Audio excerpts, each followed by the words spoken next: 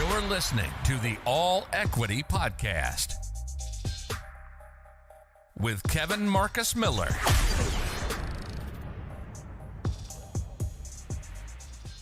Right on. So let me ask you this. So I know we connected on IG. Typically when people reach out to you on Instagram, what do you think their intention is? When people reach out on Instagram, there is either like a spam page or, trying to drive traffic into their programs. So why do you think you and I got on this call? Because at first I was like, okay, what is this? And I was like, you know what? Let me stop assuming about what things are and just give it a chance. Because, on the off chance, there could be somebody who actually, reaches out and that isn't trying to be like, hey, hop on my workshop, hop on my whatever to get you in. I'm like, okay, we'll try it. We're gonna go for it. I'm not gonna have this preconceived notion about what's going on here. That's why. Got you. Okay. Yeah. So open-minded. I like it. Okay. Yeah. Because what's crazy is a lot of times, like I had this realization the other day. Like I think one of the things we forget a lot is that our self-esteem was actually built in our lives the first 7 years of our life. And so what happens is over time, people challenge our self-esteem. And so we cave in, we shrink ourselves. And IG is like such a crazy place because I feel like a lot of people just want to, they want to let things come to them. Right. And they're afraid of making a phone call or being awkward or whatever. But in the reality of the situation is like, you might be talking to somebody, you have absolutely no idea what they've been through or what they could bring in your world. So I appreciate just you being open-minded. As a financial, someone who works with folks with their finances, like what is the reason you do that? Because you want them to, like, you want to save the world or because you want to make a lot of money, or is it because of both? So initially, the reason why I got into financial planning from the start, I had no idea what financial planning was. I went to college. I knew I was going to major in finance, but I didn't know what I was going to do with that degree. I thought I was just going to be, corporate finance, be like a financial analyst for some big company, climb the corporate ladder, be this, VP or CFO or something like that. But I was introduced to financial planning, kind of got into the world of started going through the classes and everything. And the reason why I stayed, to be honest, it wasn't just because I was like, oh, I just fell in love. I was pissed. Like I was mad because all the other people, I went to a PWI. So there's me and there's everybody else. I'm sitting in this class with all these other people and, parents who work at Enron and, VP of Shell, all these big, these big companies. And, they don't have the same struggle that I have. So I'm just sitting here like, oh my God, all of this stuff was available. You mean to tell me my mama could have saved for me before she That's really where I was. I was just pissed. I was like, oh, wow. Why did y'all not know this? And she's like, okay. I was like, all right, okay, bet. So cool. That's even more reason for me to stay here, learn everything that I need to learn so that we can, start to level the playing field here, because clearly the information is there, but you don't know what you don't know. Right. And, it's not like, people of color, people who are, originally oppressed in this country. It's not like we're not making money anymore. It's, it's all about knowing what to do with it. And if you don't have access to the right people, like our former president who can get out of things, if you don't have access to the right people, you don't know what you're doing with your money.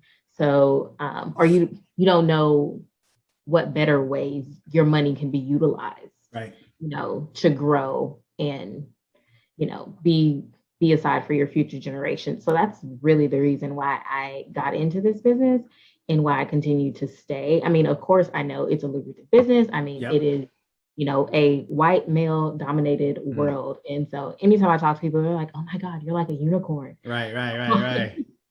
Wait, so is the financial, so like the financial freedom that you wanted in your own life, is that like the ultimate motivator, or is there like the social justice component? I wouldn't even say it was my own life. It was really just like, okay, so my family could have been a lot better off. Uh-huh. And my parents knew this. And I was like, all right, well, my kids ain't gonna go through this. Like, we're not gonna have this. So I'm just gonna learn as much as I can, and then, teach people as much as I can so that we can do this. I'm in, like, the original thought process wasn't really about just, making a whole bunch of money. Like I said, my original thought process was I was just mad. So, and I just figured like I needed to do something about it. Yeah, I feel that. I think like one of the reasons I walked away from Microsoft was definitely I was mad, because I felt like I little things like not knowing how to project manage or like talk to people outside of your email, or like how to get clients. Yeah. Like what a Facebook ad is, like all those things. It was like, they should have been teaching this in school. Like, this is so lucrative and important. Oh my goodness. There are so many things that we should have learned in school that were not taught to us. And just like, okay, we need to really change the curriculum around, like, especially for high school students, around 16, you start to get your first job. This is really where they need to be teaching about, here's how you read a pay stub, even though this is your hourly wage, this is not what you're going to bring home, because there's such thing called taxes. Here's how you file those taxes. Here's how you complete a W-4. Here's how you read a benefits package, stuff like that. Like, those are things that should have been taught in high school when you get your first job, not exactly physics and learning about lambda and theta. Like, I don't think I even used the Pythagorean theorem a single time after I graduated. A single time. Like, we learn about such pointless stuff. Right.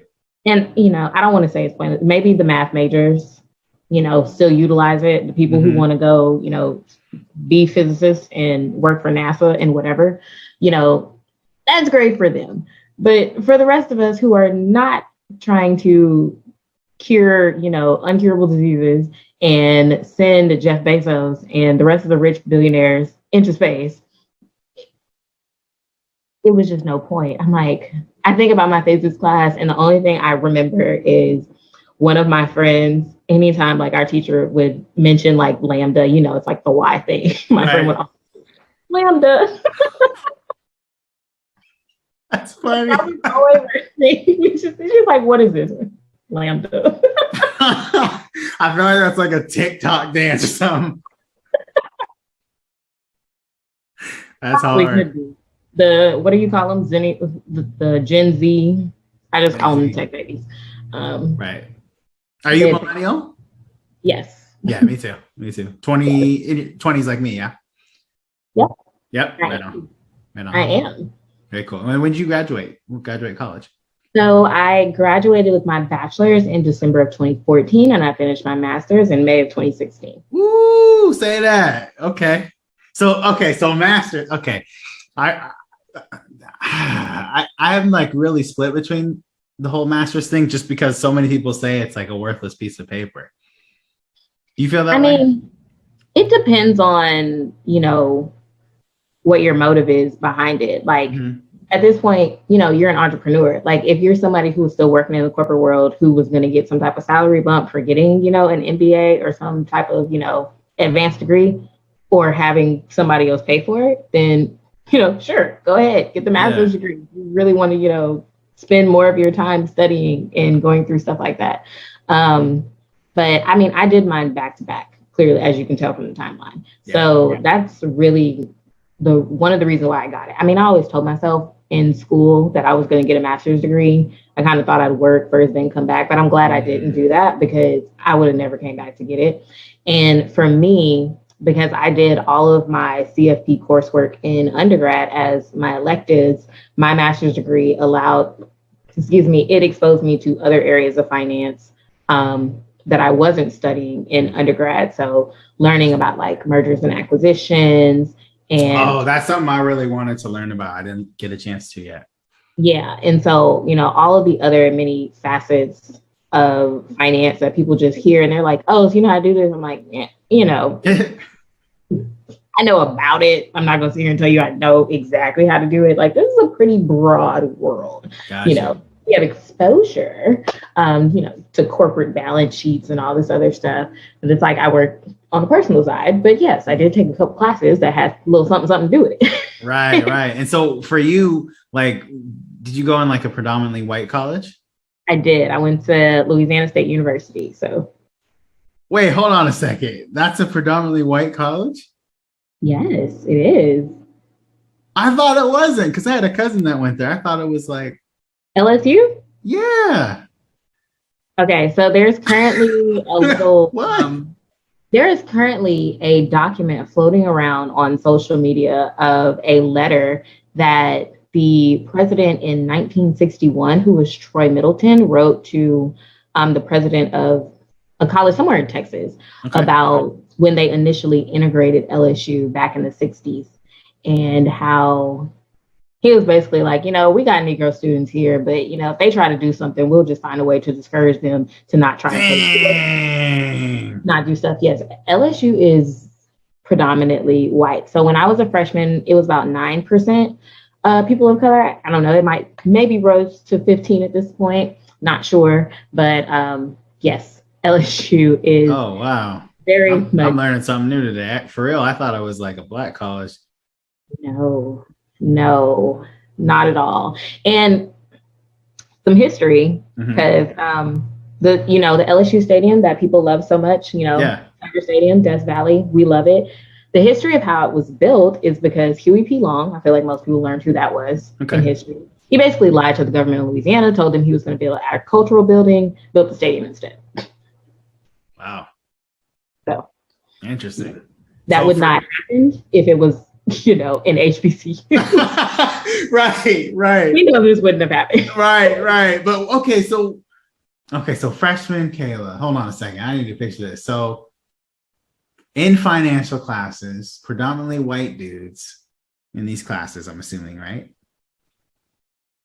Well, mixed, but I mean, yeah, mostly it's like myself, maybe one, maybe two other, students of color. But the way, these bigger universities pretty much work, pretty much all universities, you come in, you got to take all the freshman stuff. So your classes are pretty large. And then as you, get higher in your studies, your classes begin to shrink. And so eventually by the time I hit like my junior and senior year and was in the upper level courses, my smaller classes was probably like me, one other person of color, and then the rest, Caucasian students. What were some of the things that you noticed that were different about the way you were treated versus your white contemporaries? I would say it had its advantages and its disadvantages. So for me, because I was one of the only students of color who joined the CFP program, because it was new on our campus, within the College of Business at the time, I was always asked to be in pictures or to go places and stuff to, kind of showcase, was somehow roped into the diversity inclusion organization that we had within the College of Business, which I totally don't regret at all, because that's where I met a woman who I consider to be one of my mentors. She's helped me so much through college, forever grateful for her. I would go into her office and we just spent hours in there just talking. And she would just be, giving me wisdom and stuff. And even when I finished undergrad and I was just like, you know what, I'm just going to go straight and finish this master's degree. She was like, I'm glad you're going to stay because I feel like I need a little bit more time. Oh, that's sweet. That's so nice. It sounded that way, but at first when she said, I was like, what you need more time with me? Am I not ready? But I mean, it was cool because truthfully, there were more things that, needed to happen that I needed to learn within that time frame. So, it had its advantages and it had its disadvantages when it came to, recruiters coming on campus and going through the interview process and stuff and who they wanted to hire,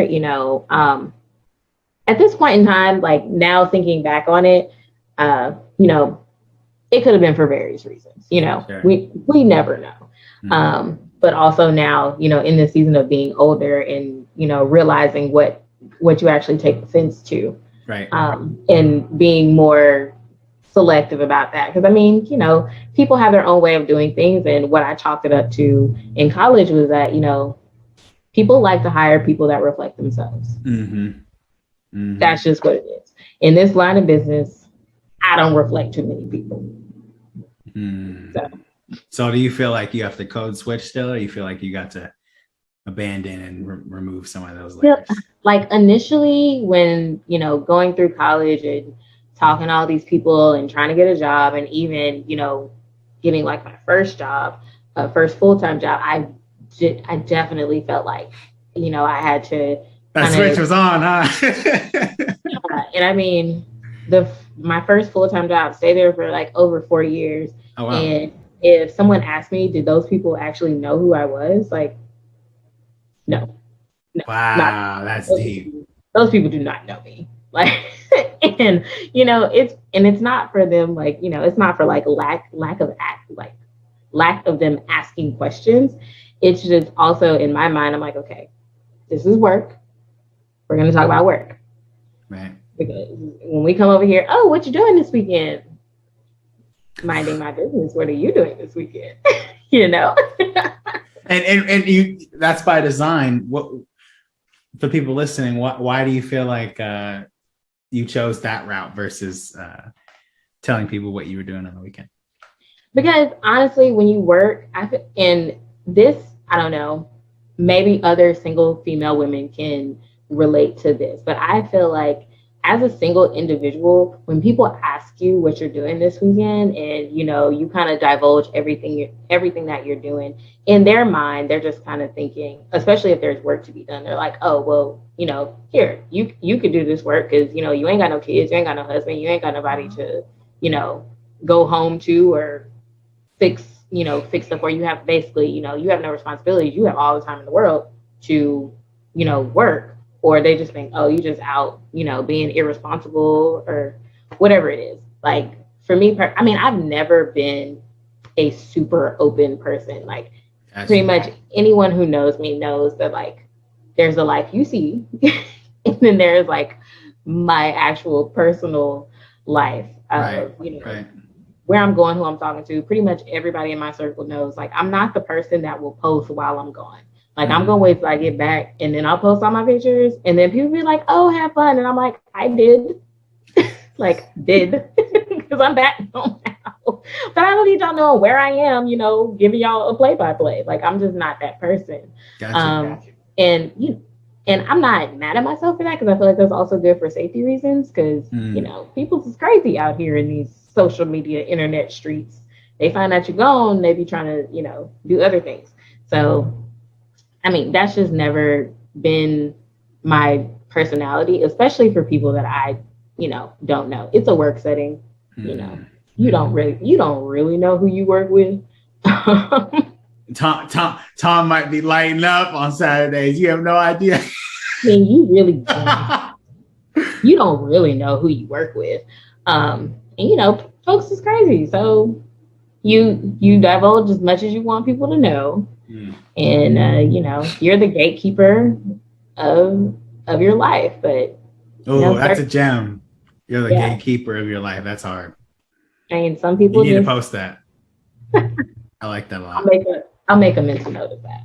Some people just want to be all up, in your business, just really to find out what you're doing, and then eventually end up, throwing it back at you. So you gotta, not to say be conservative with the information that you share, but be selective, be wise. How's your emotional bank account? My emotional bank account. Yeah. It's getting full. Like I've always been an internalizer.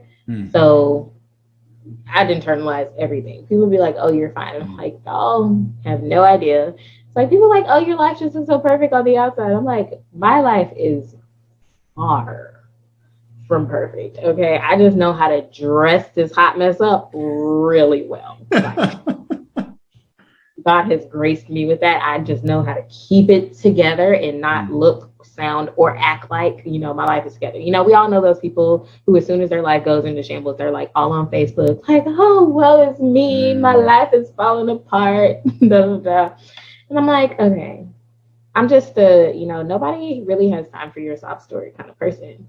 I'm not out here, with my sob story and basically, kind of playing the victim to my own life. And for some people, we know it's like, all right, you were just on here last week talking about this. Like, so your life is the way it is right now because you made the decisions that put you there. So, I mean, most people who know me, they'll be like, yeah, you're not the person to come talk to if they need therapy. I'm not at all, because like I always hit people with the truth. Like, okay, and this is why. Okay, well, let's go back 2 weeks and what happened, and you made this decision and now you're surprised because this happened. Well, you shouldn't be, because everybody else saw it coming. Why didn't you? You feel like our generation is pretty soft or sensitive? I feel like the world as it is today is becoming more open to offenses.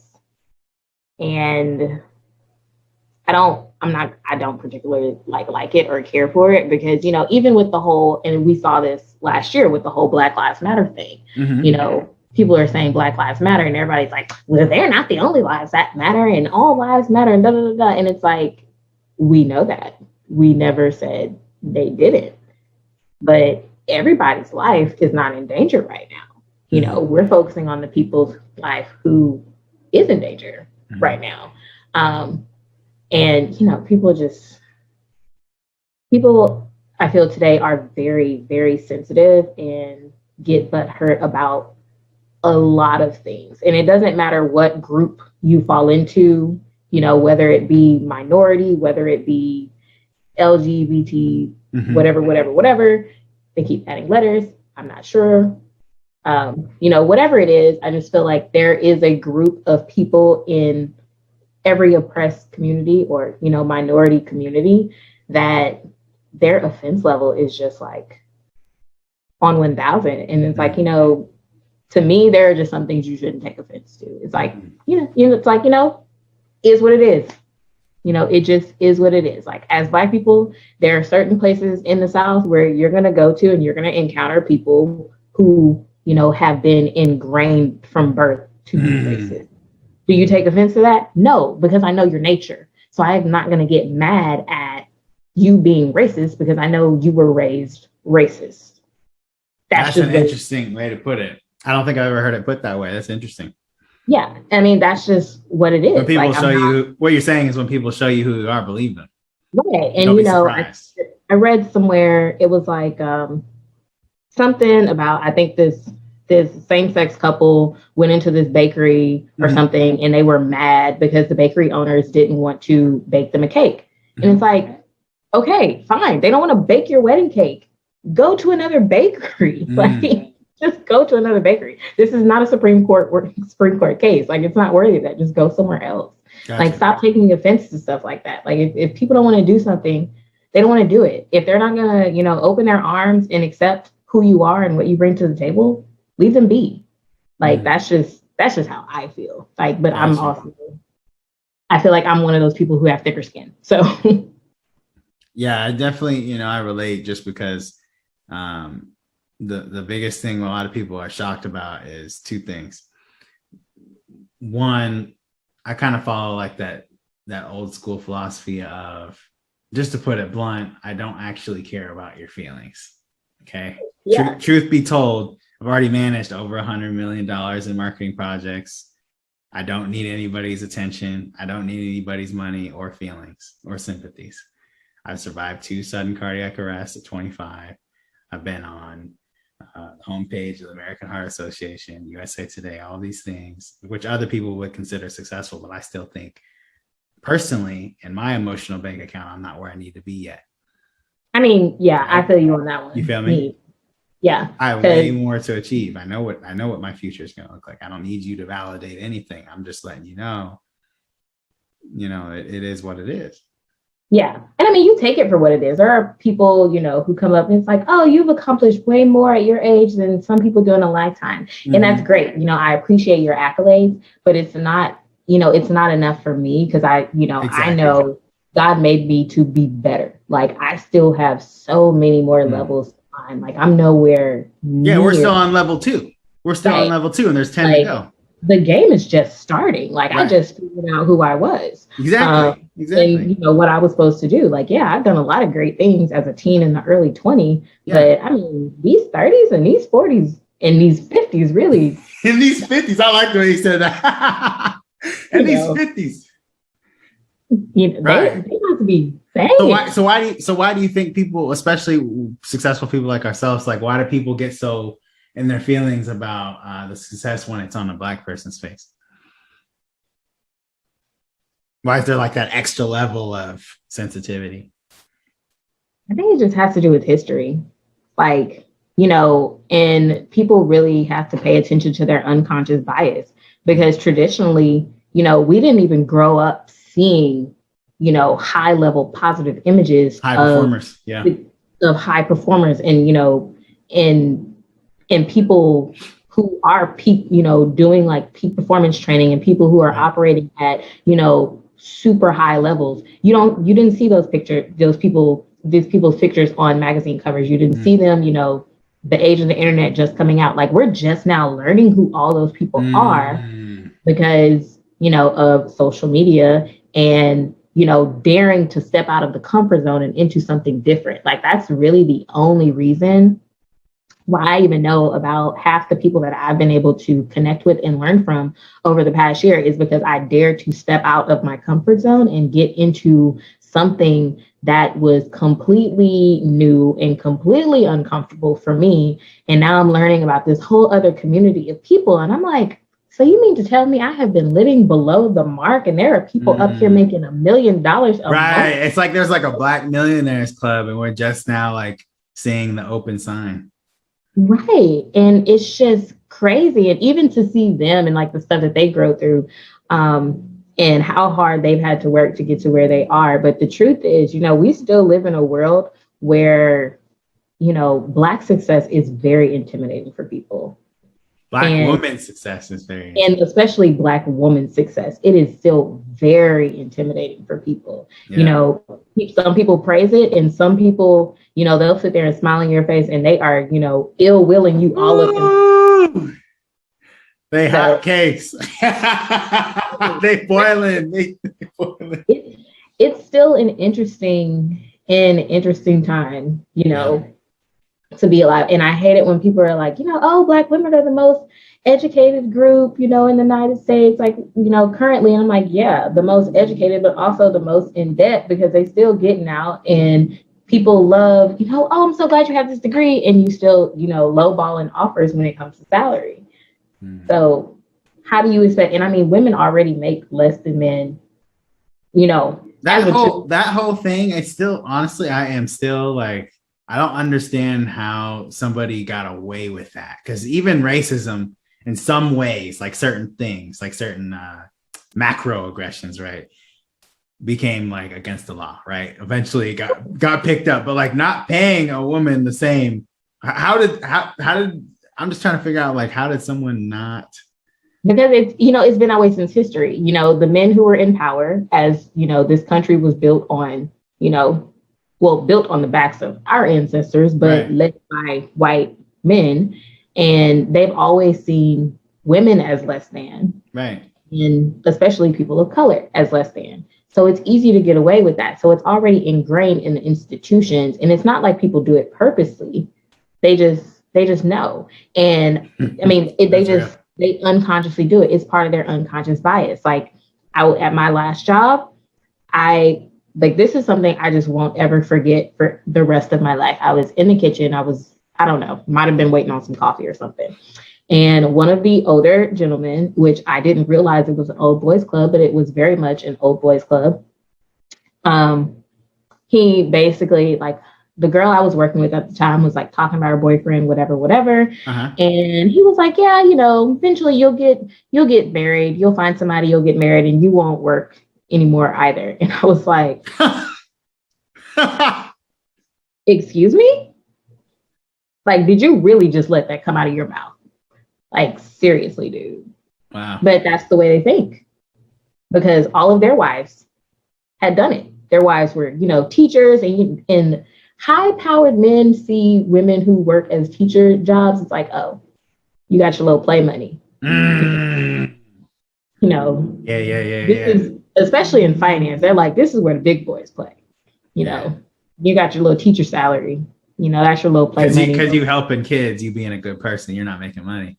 Right, but you're not making real money. Like, literally, I had to explain. We were doing, at my last job, we did like sexual harassment training or something like that. Uh-huh. And I had made a comment about rainmaker. And, this generation knows what a rainmaker is. Like, well, according to our terms, what make it rain, rainmaker is. You're funny. Yeah, but the one of the older gentlemen in the room, he was like, I don't get it. And I was like, rainmaker, make it rain, once. He's like, I always thought a rainmaker was somebody who just makes a whole lot of money, basically talking about himself. I was like, I can see that. I can see where you are not up to date with anything, but that's cool too. That's cool too. Whatever works. Whatever you think it is, let it be. But it ain't tricking if you got it, right? Right. Yeah, I see, like, a lot of the times I'll see my peers, and I used to do a lot of comparing and shit. And then I was like when I actually realized how unique my story is, and then I like calculated, like, a lot of people, they do have a similar story. So, there is another competitor or person that has the same story as them, right?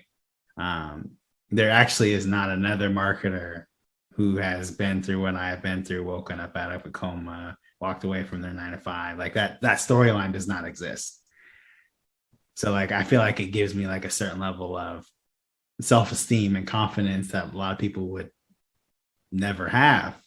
Yeah. And it's like a gift. It's like a second gift to actually embrace that self-esteem instead of let people tell you it's cockiness, because it's not. Yeah. I mean, and I feel like everybody has to find what makes them unique, right? And really figure out, like, why are people drawn to you? Like, what do the people around you actually, like about you? Everybody's story is unique. I mean, you might have the same degree, you might have the same, kind of upbringing, whatever, what have you, but learning to appreciate your story, and then learning how to also, differentiate yourself and be louder than the noise is kind of, it's a lost, I wouldn't even call it a lost art. It's like a hidden art, because a lot of people don't really like hone into it. They don't find it. And a lot of people don't dare to find it. They just, shrink. They're like, I'm not special. I'm not going to do it. I'll just stay here. This job, let me work. Let me, put some money in my retirement account and just try to retire. Retire and live a good life. And for some people, that's great. Right. For other people, it's like, that is not enough for me. So as we're closing a little bit, what is like the top thing for you in terms of the next 5 years that you want to accomplish, and where can people connect with you? Top thing that I would like to accomplish within the next 5 years is, so I feel like so I have like this huge business plan in my head. So, like, ultimately I want to own a large financial planning company that basically allows people to handle the 4 aspects of what I call their financial household all in one company. So covering their taxes, their investments, their insurance, and also their estate planning, all in one place. So that's like the vision, but I like have it all in tiers. So like right now I feel like I'm at tier 1. If I could hit all the tiers and have it done within 5 years, amazing. I think probably 10 years is probably more realistic. But within the next 5 years, at least be into level 2 and maybe have some of those branches done, or at least built out, for me to accomplish that. And so yeah, that's pretty much like tier 2 of the ultimate, empire business plan that I have in my head. Because, as they say, Rome wasn't built in a day. Yes, Neither will the Kayla empire be built in a day either. So at least the tier 2 of the business plan. And people can connect with me on Instagram. It's my name at Kayla M. Walter 1, and shoot me a message, all that good stuff. I'm here. I'm available. Happy to talk. Happy to help walk through, pretty much anything about finances. I feel like that's one of the things that people really struggle with, right. And they know it. Like people know what they're doing. It's like giving these 18-year-old, these young boys, especially the ones from the hood, giving them these large salaries. They already know somebody's going to come in, and they're prey. Literally, right, they are prey, and there are people out there that are predators lying in wait for them to go ahead and sign that contract, because they're going to be like, oh yeah, this boy don't know nothing about nothing. Let me go, talk to him, give him some good language, and he going to trust me, and basically, just going to take all their money.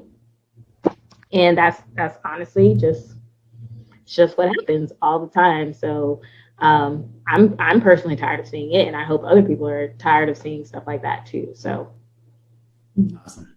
Well, thank you so much. And thank you. See you next time. Thanks for tuning in to the All Equity Podcast. Until next time.